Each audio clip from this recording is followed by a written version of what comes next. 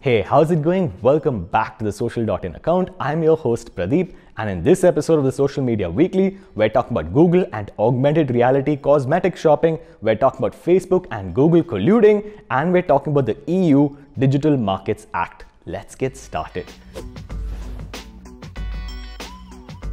So first of all, let me talk about Google's new augmented reality version of their cosmetics shopping. Google is on a trail to promote their online shopping experience. First of all, they made Google Shopping free, and now they're introducing augmented reality powered cosmetics shopping. Here's how it will work. You can search for a term, for example, L'Oreal Infallible Eyeshadow, which I'm told is pretty good, and then you'll see the option to try it on different models or even try it on yourself using your camera's front-facing camera. What's even more interesting is that you'll also be able to see influencer videos talking about the product. This information is powered by Modiface and Perfect Cop, and it looks like Google definitely wants to take on Amazon here. Our next story has to do with an illegal agreement between Google and Facebook. So 10 US states have filed a case against Google. Apparently they have an illegal agreement with Facebook.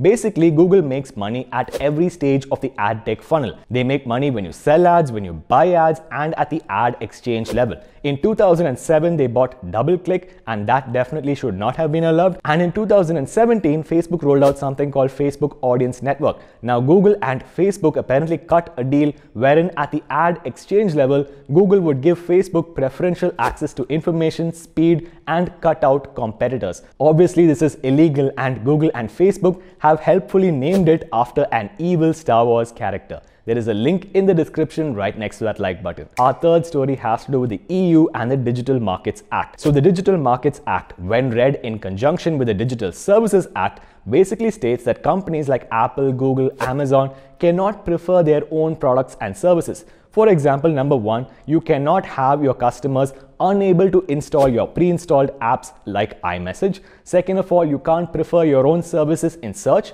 like Apple Music. And third of all, you can't have device lock-in, for example, Google forcing Android OEMs to use Google Play services, and you cannot have mixing of data. All of these provisions are long overdue, and I hope that Google will be hit with a fine that's 10% of their annual turnover. Our next story has to do with Facebook taking out full-page ads in the New York Times to fight Apple. So Facebook apparently has taken out ads in the New York Times, Wall Street Journal to tell Apple that Facebook is standing up for small businesses. So here's how it works. Apple has introduced iOS 14.3, and in it they prevent IDFA, that's IDFA based tracking. They also ask Facebook and other apps to ask users if they should track their data. Obviously, a lot of users are going to agree to be tracked. But anyway, Facebook has taken offense at this and has taken out print ads telling Apple that Facebook is the champion of small businesses. It's unlikely that Apple is going to change their mind, and I don't think Facebook should do this at all.